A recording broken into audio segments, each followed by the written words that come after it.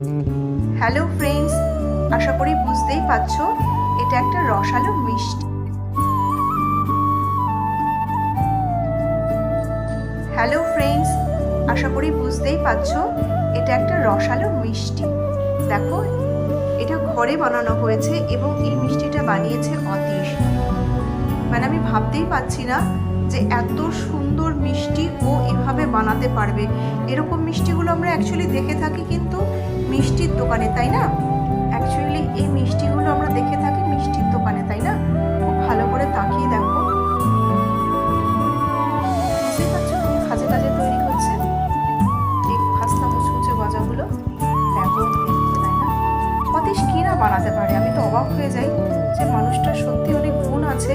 কত ধৈর্য ধরে, কত যত্ন করে এত সুন্দরভাবে এই মিষ্টিগুলো বানিয়েছে। কিভাবে বানিয়েছে আমি তোমাদের